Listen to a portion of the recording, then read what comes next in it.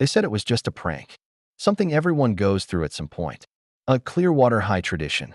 But when the rusted metal door slammed shut behind me, when the laughter faded and the concrete sealed me inside that basement, I knew this wasn't just a joke. It was punishment. For existing. For being the quiet kid they could pick on without consequence. That MY named Zeke Mercer. Or it used to be. Back then, I was invisible. The kind of kid teachers always forgot. During roll call, the one who ate lunch in the art room, sketching in the margins of his notebook while the rest of the school chased trends and clout. I didn't mind the quiet. I didn't even mind the loneliness.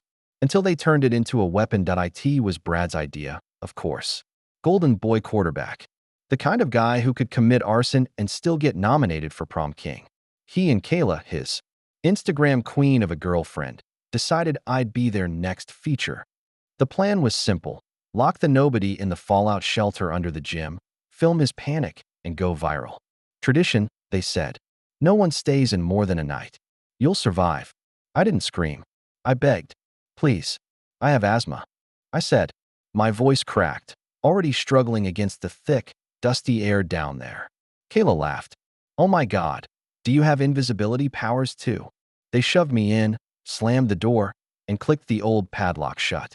Then they were gone. Just like that. Inside, the darkness was complete. Not just pitch black, hollow. The kind that makes you feel like you're not alone, even when you know you are. I tried calling for help, but of course, there was no signal. No vents. No sound, except for the echo of my own shallow breaths bouncing off the concrete walls. Then the air shifted. I can't explain it. It was like the room exhaled. And underneath the silence, something started humming. Not mechanical. Not anything man-made. It was deep, like the vibration of a cello buried in the ground. And it wasn't in the air. It was in me. I started feeling around blindly, trying to stay calm. My hands brushed against cold stone. Then something sharp. Etched lines in the wall. Symbols. Hundreds of them. Some looked like letters, others like claws or spirals. My fingers stopped on one that felt warm. It pulsed under my skin, and I swear, for a second, I heard something whisper. That's when everything changed. Zeke's fingers pressed into the warm groove on the wall, and the world snapped. It was like being yanked underwater. For a moment, he couldn't breathe, couldn't think. Voices, hundreds of them, poured into his mind at once, low and heavy, vibrating through his bones like a distant drumbeat. Take it back. Take what they stole. Become what they fear. The whispers weren't loud, but they drowned everything else out.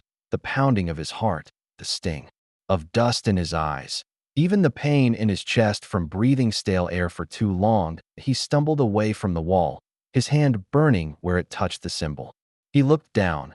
Glowing lines, like ancient circuitry, crawled up his arms in faint electric blue patterns, pulsing in rhythm with his heart. That a deep vibration rumbled through the bunker floor, and somewhere behind him, something creaked.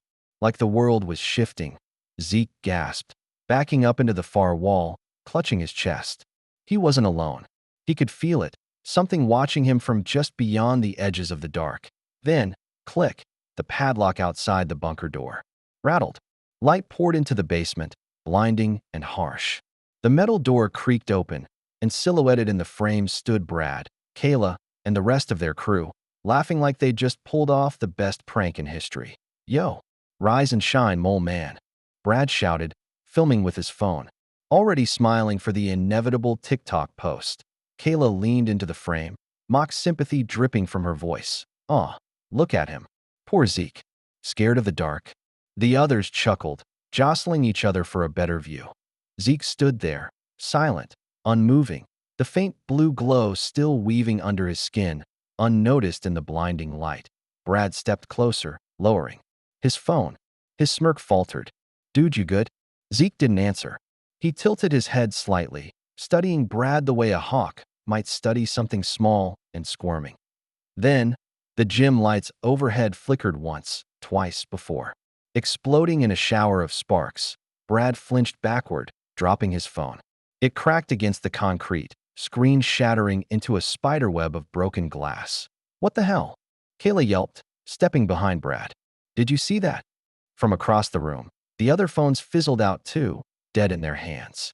The laughter died. Silence crashed over the group like a tidal wave. Zeke took a slow step forward. He didn't say a word. He didn't have to. The air around him shimmered like heat waves, distorting their vision just enough to make him seem wrong, bigger, sharper.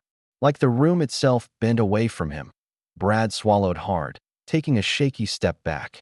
This ain't funny anymore, man. Zeke paused in the doorway, the cracked fallout shelter sign swinging gently above his head. For the first time in years, he didn't feel invisible, that he felt inevitable. That night, Zeke didn't go straight home. Instead, he slipped into the old supply shed behind the school, the one nobody bothered locking anymore. Dust filled the air, and the single overhead bulb buzzed weakly, swinging slightly on its frayed cord. Zeke sat cross-legged on the cracked concrete floor, staring at his hands. They looked normal now. No glow, no symbols. But he could feel it humming underneath his skin, like a second heartbeat. He took a deep breath and focused on it first. Nothing happened. But then, the bulb above him dimmed, pulsing in time with his breath. Faster, slower. He wasn't touching it. He wasn't even looking at it directly. It just responded. He stood up slowly, stretching his fingers outward. The air around his hands shimmered faintly, like heat on pavement. The symbols, the same ones he'd seen on the bunker wall, flickered over his skin for just a moment, invisible if you blinked. Zeke turned toward a stack of old, rusted folding chairs leaning against the wall. He reached out, not physically, just willed. The chairs groaned, metal scraping against the ground. Slowly, deliberately, the whole stack toppled over with a violent crash. Zeke stumbled back, heart hammering. But he was grinning. It wasn't just static. It wasn't just tricks. He could move things, influence electronics, twist energy. It wasn't just power, it was control. The Monday after the fallout shelter, everything felt different. Clearwater High buzzed with the usual noise, sneakers squeaking on linoleum, lockers slamming shut, teachers droning through morning announcements. But Zeke heard it all differently now. Every whisper felt louder, every laugh sharper. Every fake smile aimed at him burned hotter. He walked through the halls unnoticed, just like before. But this time, it was by choice. Brad and Kayla were back to their games there. Stupid TikToks, acting like the shelter prank never happened. They even high-fived when they passed him near the science wing. Mocking smiles. Half-fake apologies muttered under their breath. "Hey, Mercer," Brad said loudly one day, clapping him hard on the back. "Still seeing ghosts down there, or what?"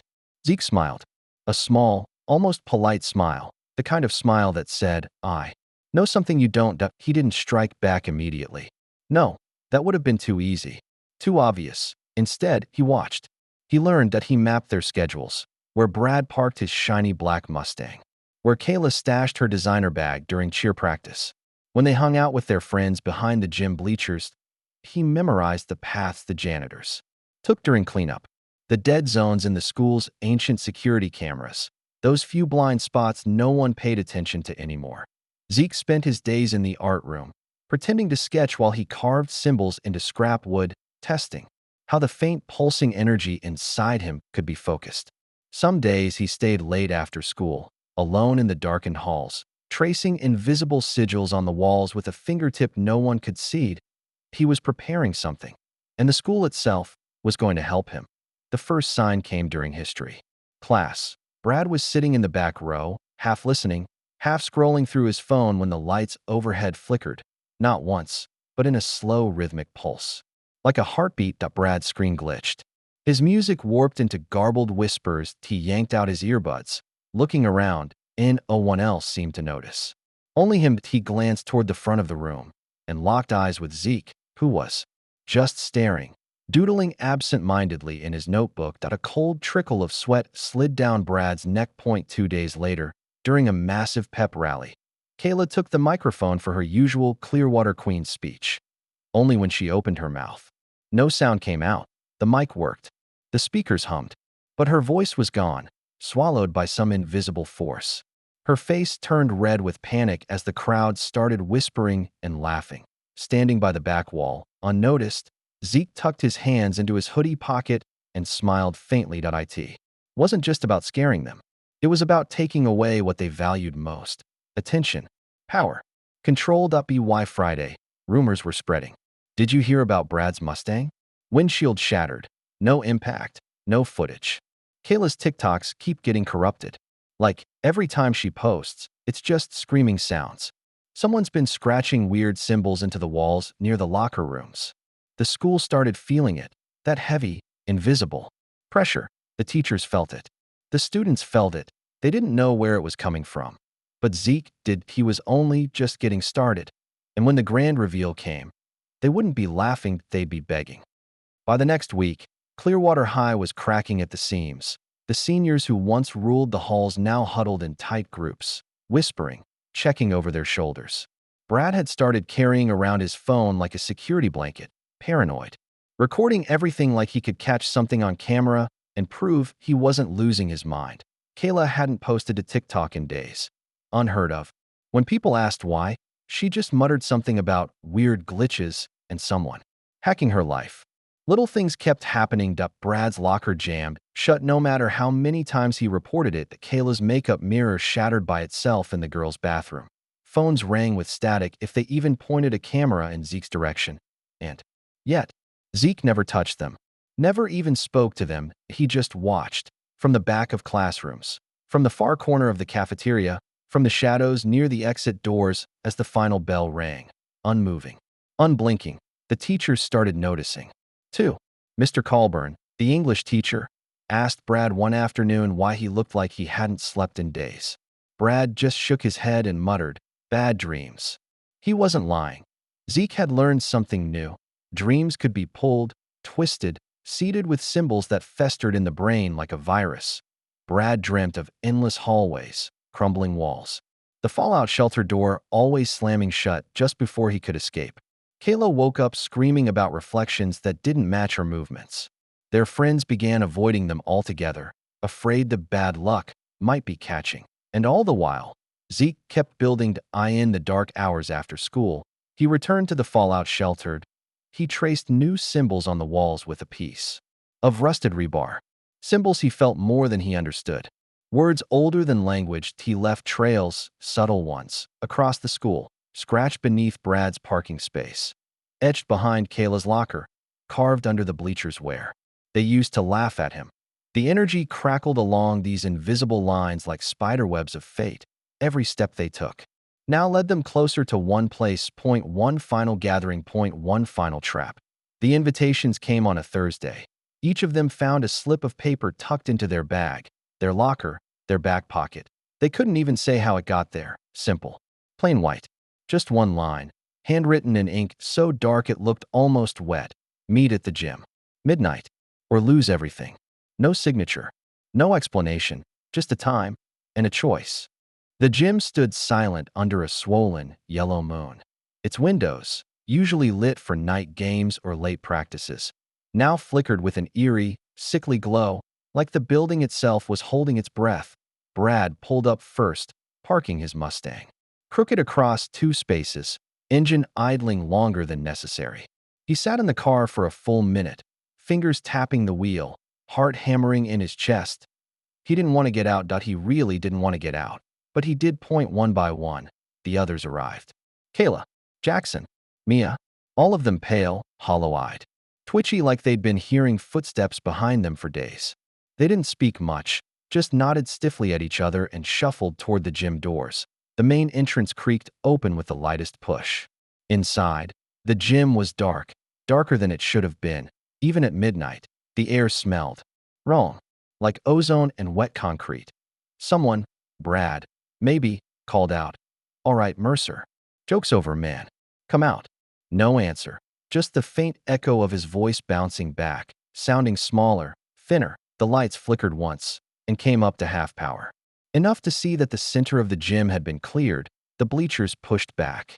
And right there, drawn on the polished wood floor in some kind of black ash, was a massive, intricate symbol, the same kind they'd seen scratched into the walls all week. Only now it was complete. Kayla gasped, covering her mouth. Mia clutched Jackson's arm, whispering, "We shouldn't be here." Brad squared his shoulders, putting on the tough guy act. But even he kept darting looks toward the shadows. Where the hell is he?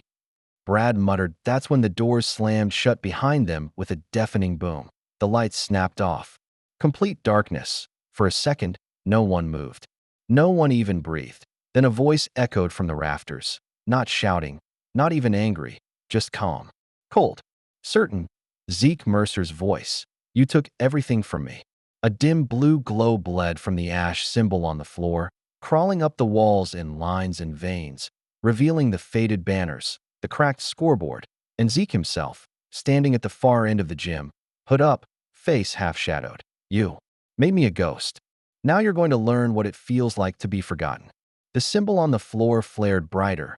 Brad tried to bolt for the door, but the air thickened around him, dragging him down like he was running through water. Kayla screamed, but no sound came out, her voice swallowed by the heavy, vibrating hum filling the gym. They weren't just trapped physically. They were trapped inside the nightmare Zeke had been weaving for weeks. The symbol pulsed once, twice, and the walls of the gym seemed to stretch away, bending and warping the floorboards. Rippling like liquid beneath their feet, reflections appeared in the polished floor, but they weren't right. Brad's reflection showed him gagged, hands bound, alone.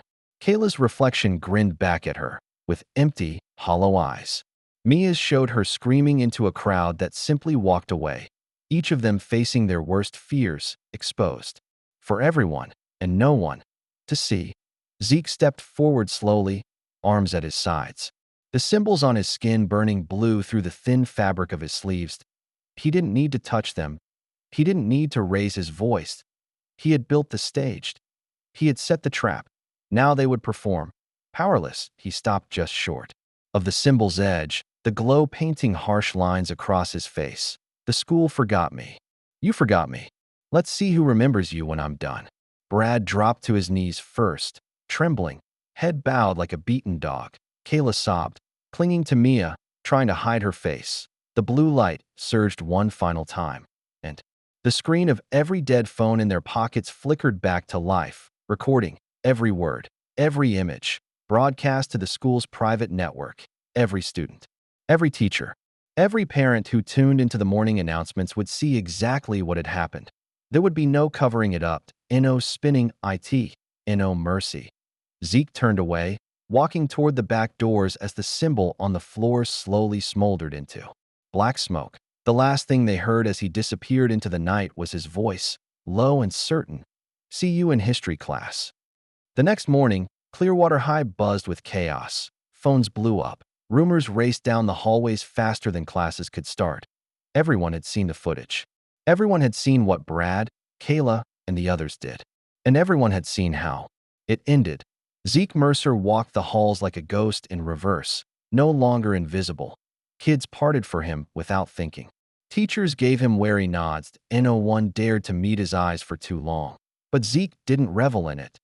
He didn't smile, that he just watched, quiet, patient, waiting for whatever came next. That afternoon, as the final bell rang and the halls emptied out, Zeke stood alone by the cracked trophy case near the gym. The place it all started, he felt it before he saw it. That same hum. But this time, it wasn't coming from him. A man leaned casually against the far wall, half in shadow. Black boots, faded jeans, long coat that a scar ran from his temple down to his jaw, barely visible under stubble. His arms were crossed, but his posture was relaxed, like he was waiting for a bus, not standing across from a kid who had just bent reality. When Zeke finally noticed him, the man just smiled slightly, not mocking, not friendly, something else. You made a hell of a mess, kid, the man said, voice low and dry, like gravel rolling downhill. Not bad for your first time. Zeke tensed instinctively, a flicker of blue light sparking under his hoodie sleeve. The man chuckled and held up a hand. Easy. I'm not here to stop you. He pushed off the wall, walking closer, boots echoing on the tile. We've been watching this place for a while. Knew it was only a matter of time. Zeke frowned. We. The man stopped just a few feet away. From the inside of his coat, he pulled a small, weathered pin, black and silver, shaped like a spiral surrounding an eye, and tossed it at Zeke's feet. Zeke stared at it.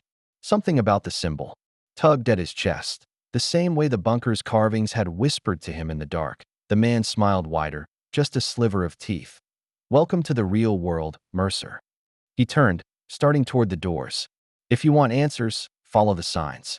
He pushed through the exit without another word, leaving Zeke standing there, the pin gleaming at his feet, the symbol already burning itself into his mind. Outside, storm clouds gathered on the horizon, and somewhere, far beyond Clearwater High, doors were starting to open.